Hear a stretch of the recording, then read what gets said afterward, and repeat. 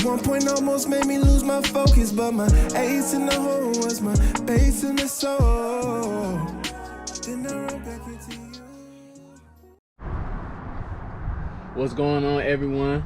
Welcome to the LUV Podcast. It's your host here, LUV Jones. And it's your boy Drake. And today, we're going to be talking about our Season 1 recap. And so how did you feel about Season 1, bro? Bro, you know, Season 1 was a great learning experience, man. It was cool just to be able to talk to our guests but talk to the people who we came up with, right? Just to see where they're going. So I think this is gonna be an origin story for everybody business right now. So definitely. within the next year or two, season or two, for real, you're gonna see the growth of everybody who was on Season 1, and it's gonna be great. Yeah, definitely. It was Season 1 for me was amazing because, like we said, we grew up with these people, but some of those stories I never heard before, you know. And I know, of course, PJ my whole life, but Slick, Rissell, I've known them 10 plus years, and those stories that they told, I didn't even know that, and I'm just glad we was able to talk about those mental health issues, but talk about how far they've came and how they overcame those struggles and how they progressed through it. So it was amazing just hearing their stories. For sure. Yeah, for sure. And I appreciate y'all for being a part of the podcast. Having my bros up there. Yeah, man. It hits different, you know. It really does, man. It's one of those situations to where growing up, you always wanted to do something with your bros, but you just never knew what, and you wanted everybody to be involved, and everybody want to come up together and be great together. So I think this was just a great platform, especially for Season 1, to have that support and love from home off rip to get us going, and so we can hit the ground running. Definitely. And just them sharing their stories, and like you said, it's like an origin story. So 5 years from now, they'll look back at the video man, on the podcast we were starting up this X, Y, and Z, and now look how far we came. Right.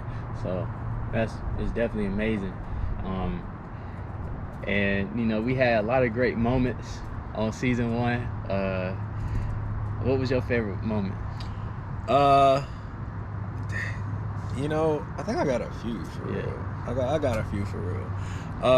One for me was, of course, the clip from Earth, him trying to figure out how he was gonna how he was gonna survive and choke alone. That's a real fear. I never thought about that.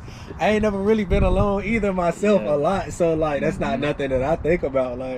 I'm just probably gonna, whoever close to me in the crib at the time, just ask you, hey, can you get me right? Yeah, I don't even think about stuff like that. You know what I'm saying? That was funny because if you know Ert personally, I already know that's something he already think about. Man, that was crazy. But I know he thought long and hard on that joint too. What really do I gotta do? Right. Man. You was talking about he was running in a chair. As a matter of fact, y'all, hey, we gonna run this. The guy I don't never choke, you feel me? So I'm in the crib, I'm in the crib Googling bro, how to give yourself the Heimlich maneuver. So I'm trying to figure out, cause bro, I'm bro, I can't go out choke this girl, bro. That'd be the craziest feeling ever. You know what I'm saying? What was some of your other favorite moments? Well, one of the humblest things I'll say that I got from Season 1 was we was talking to PJ, and he was telling us how that family that he gave that chance with the rental property was just a seed that he planted in the community that can grow. Yeah, definitely was when I got my townhouse. I bought a townhouse, and I was managing a property myself, and I was looking to go look for a tenant. So I had it on Zillow. I had a sign up in the window. I had different things trying to market the property for rent. I know I was trying to get a good tenant. ultimately I was able to find a tenant, somebody that was like more than twice my age with a son, you know what I'm saying, a single mother. And we signed the paperwork and I'm handing her the keys and I'm just envisioning that was when I was like, man, I can really have a chance to impact somebody's life by giving them a nice place to stay. That's just one way. But on a bigger scale, I understood like maybe if I owned a townhome community, then I could have the townhome could have specific events that people in the community could come to. Like maybe if there was a clubhouse in the townhome community. Because now that you gave her something, she got something that she can have as a foundation. That child can grow, and then from that child, there's no telling what can grow from that, like point forward. So you just give people that empowered feeling just by doing your due diligence and finding good properties and finding good tenants. Right. And just a little side note on that process. Like I thought that was an incredible time. Just me being in college at the time and just seeing my brother really buying. Like he bought a townhome. You know what I'm saying? Right. That's huge. You can't just look over that. Like, that's huge. And you know what I'm saying, helping them as much as I could, because I was close. I was closer to the apartments. I was close to the townhouse. So just driving by there, you know, just seeing it, it's crazy because like it's his, you know, and seeing him take out the old floors, install new floors in there, painting, really cleaning. Like I'm talking about cleaning to make sure it was look brand new. Right. You know what I'm saying? Because it was okay when we first moved into it, but like, give me a scale of like 1 to 10, just like so the viewers can kind of see kind of comparison of where it started from to where it is now, or where it was when it ended. Right. So when he first got it, just viewing that property, it was probably like a 4 or 5 on the inside, which is straight. Right. You know what I'm saying? It was just clean, but it just looked old. You know? So by the time he was finished with everything, we painted in there, and we even, like I said, put new floors down. I'd say it went from a 4 to 5 to like a strong 7 to 8. You know, that's not bad, bro. That's not good. That's dedication too. That's a lot of hard work. Yeah, that's a lot of love that he put into that, actually. Right. Because like knowing what could come from it, like that was like he cultivated that literally in that process of making that townhome better. Yeah, and you know, he did the best he could with that. I really feel like he put his strongest foot forward, you know, and I'm glad we was able to get help from my other family members to come help us paint, you know, come help us clean the apartment out. My mom got a chance to look at it, and I just thought like that was a great moment, you know what I'm saying? And I was super proud when he bought it. Like I remember taking pictures of him, like I still got a picture of him opening the door like to the townhome, but like it was a great moment. Like I know things probably could have went better with it, but that was his first one, you know. So just seeing that, looking back on that, like he did a wonderful job for his first rental property, and salute to you. Kudos to PJ, bro. Salute to you, bro. That was a real moment. I was proud. I was a proud brother, you know, because we all want our family members to be doing great, but to see someone take the initiative, and especially being the closest person to me, to show me, I was even the project manager for it, you know, just him taking me under his wing and showing me like, all right, this is how you handle this. You know, I helped looked over, you know, some things, and just helping them put the floors down, helping them paint, helping them clean. Just being a part of that was a great experience, and I learned a lot. So shout out to you, bro. For sure. Yeah. What would be your like favorite What's your favorite moment or your best moment from season 1? Yeah, I got a couple. Like, really the whole season. Nah, I ain't. Nah, I'm gonna be specific though. When Mike McNeil was talking about the championship run. He's the quarterback. First of all, you know, football is not like basketball. You know what I'm saying? The quarterback is who gets the glory. The quarterback who gets the blame. Yeah. If you lose it, you know. When Tom Brady lost them Super Bowls, they didn't say when Tom walked off the field they were in the lead and that the defense gave up a touchdown at the end of the game. No, they said Tom lost. See what I'm saying? So it's a gift and a curse with the quarterback position. Yeah, and Cam was that person for us. You feel me? Cam, great athlete, great dude. You know, I was in middle school, like watching Cam on TV. You know what I'm saying? In Auburn, like, you know, I was, you know, Superman. You know, I used to do that. You know what I'm saying? Like, whenever he scored a touchdown, I'm watching the TV. Like, I'm a Patriots fan, but I used to always root for Cam. Cam was always my favorite quarterback. You know what I'm saying? Thanks. So I was always doing that, like the Superman, and you know, just knowing somebody that was a part of that. You know, actually can tell me about his experience. You know, like that was amazing, because I can't imagine how it feels to win the championship as a player. You know, and being part of that team and that hard work. Like I can't imagine how that feel, because you know, they put all that work in, and I know athletes, they put a lot of work in, especially the ones that's like they really have that passion and they really want to be the best. Like sometimes you working after practice, you know what I'm saying? You have to really, and just seeing that hard work come out, and he was talking about that, I thought that was a great moment. You know, that was one of my favorites. Yeah, when he was sharing that. And another moment when Rissell was talking about how he was shy and he didn't start singing until high school. Right. Yeah. Nah, really, like, did he say, was it college? Like, really, that he really showed people that he could, like, sing?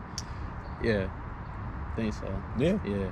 But, yeah, because that's when he made his first song, like, in 2017. And I remember it. But I remember listening to Rissell, like, years before he even dropped his first official song.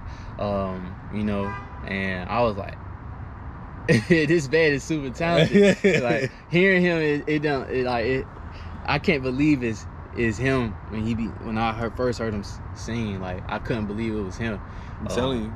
'Cause, like, he sounded incredible, you know what I'm saying? Like, I'm not just saying that because that's my dog. Like, he really is an incredible artist, you know what I'm saying?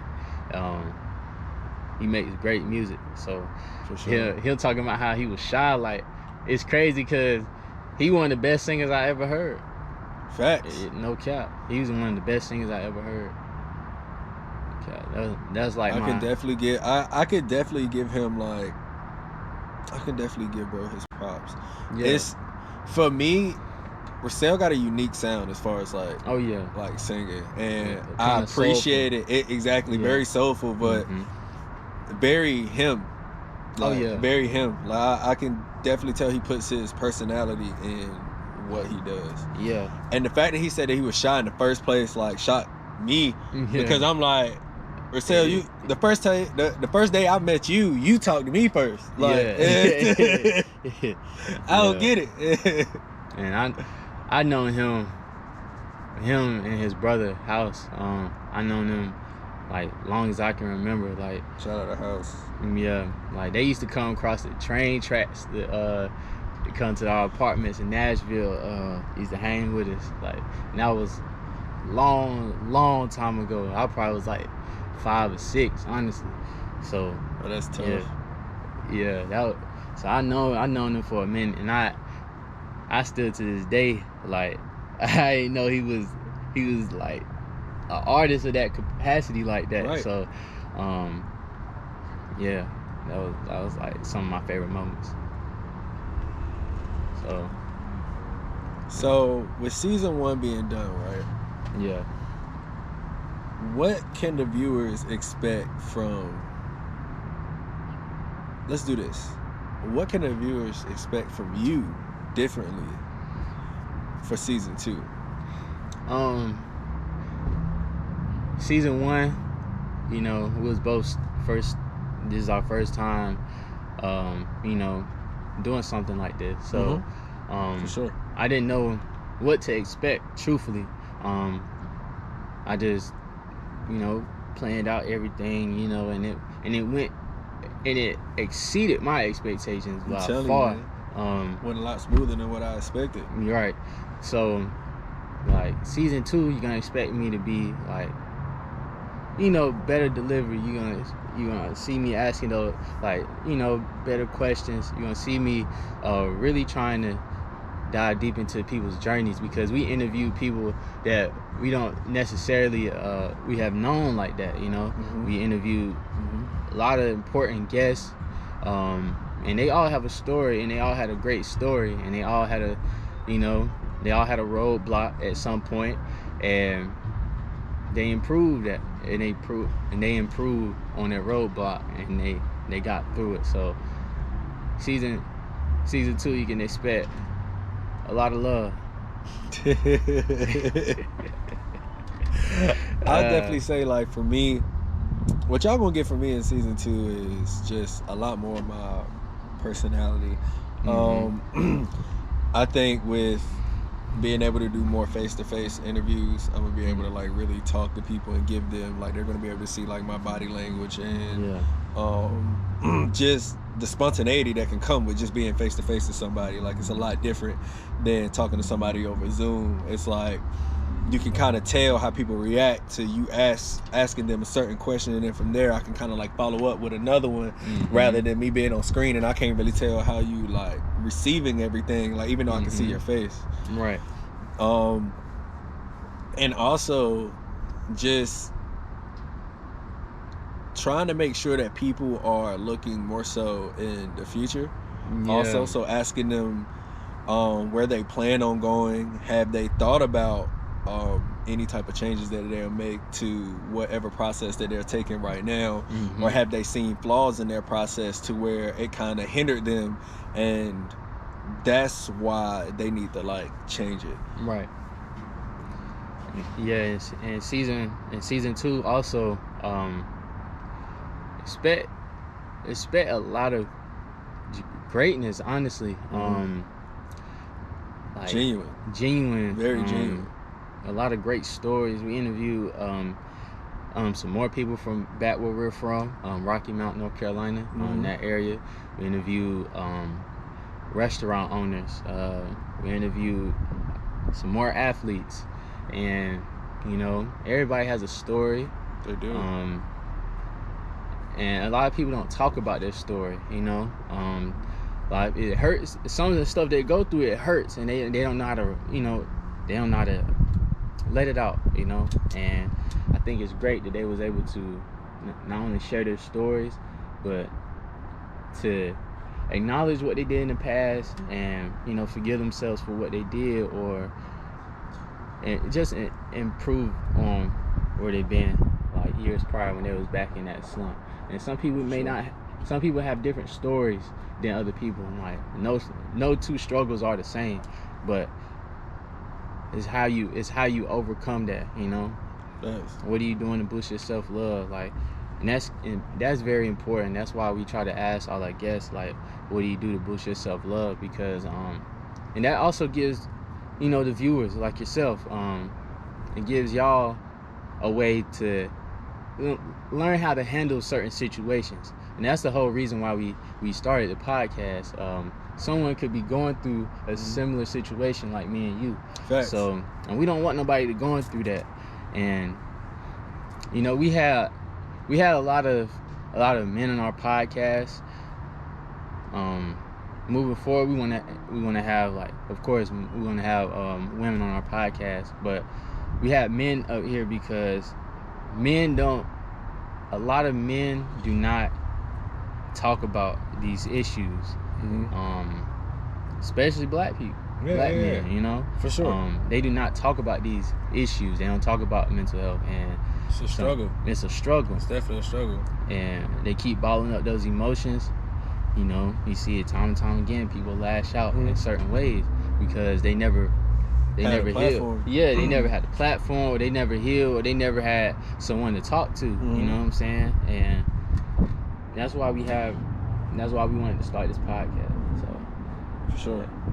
And I definitely agree with you with being like, we're gonna start adding a lot more perspective from everyone. Right.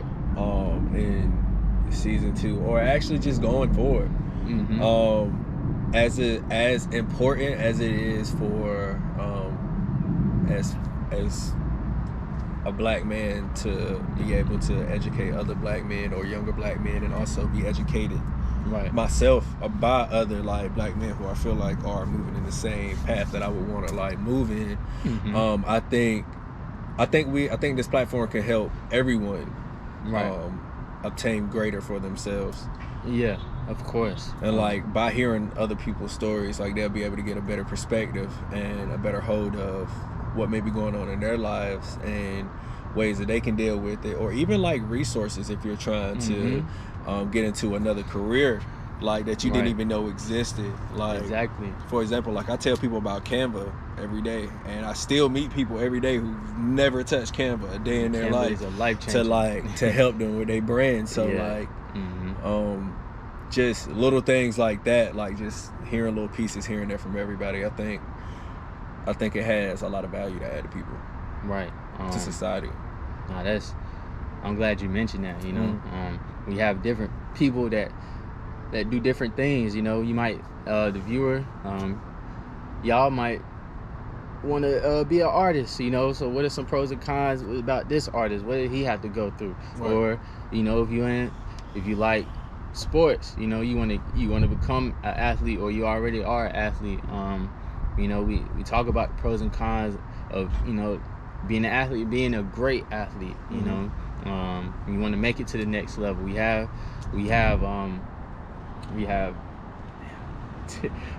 athletes, we have artists, you know, we have people who do a little bit of everything. We have you know, just have regular people. We have too. regular like, people too, you know. We got people like just that live like day to day, and they just got a story to tell that can help somebody. I mean, it don't matter if you have what you do, the biggest platform, if you have the most followers, nothing. Like if you got a story that you could tell, and we know that it can help change the world or change at least one person's life, man, we're willing to hear you out. Definitely. It's just what it is. Also, expect a lot of fast fives. For sure. Yeah. Expect a lot of people not to finish the fast fives. Yeah. Did we have somebody to finish it? I don't think so. Nah. I think we had one person to finish the fast five. Which probably was us. Probably us. But nah, yeah, that's why we wanted the fast five questions to be thought-provoking, you know. You can answer them in a minute, that's tough, but you definitely wanted to be thought-provoking, because a lot of people aren't asked those type of questions every day, even if at all, you know. So I love the fast five segment. I want to be able to ask you, what's your self-love routine, and I want you to be able to spit that to me off rip. Right. Like I want you to be able to tell that to anybody. Shoot, what's your favorite color? Hey, you just got to be able to shoot it out. You got to be able to shoot it out. That's gonna help a lot of people thinking too, man. It's just it's a fun way to get everybody involved and to keep you in tune with self. Definitely. Fast five. That's my favorite segment. You know, I say I love the fast five. For sure. But yeah, season 2. Expect a lot of love. Expect a lot of fast fives. Expect a lot of thought-provoking stories. Expect a lot of laughs. You know what I'm saying? Expect a lot of growth. Season 2 is gonna be amazing.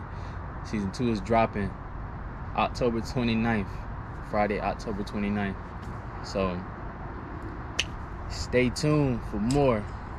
We have a lot in store. We do, man. Thank you so much for tuning in. Thank you so much for watching season 1. And thank you so much for being a part of this journey, you know. For sure. Season 2 came fast, but ooh, we got some things in store for y'all. Oh, for yeah. Season 2. we got a couple of things in store for y'all for season 2 from season 1, but we'll keep y'all updated. Yeah. I wish I could talk more about season 2. You just have to wait. You gotta tune in. You man. gotta tune in. You gotta tune in. If you want to know, you gotta tune in. Yeah. But I definitely enjoyed this. I feel like this is part of my purpose, just getting, you know, just getting everybody stories out there, and you know, and uplifting them in the process, and you know, we're here to talk about these struggles, but we're also here to have each other's back, you know. And I love this season 1. I'm so glad y'all was able to tune in and just get a little piece of my friends, my people I consider my brothers, you know. I'm glad you all was able to hear those stories, and yeah, thank you all once again. For sure, guys. Thank you. With that being said, remember, it's all love, and we're out. So. At one point almost made me lose my focus, but my ace in the hole was my base in the soul. Then I wrote back into you.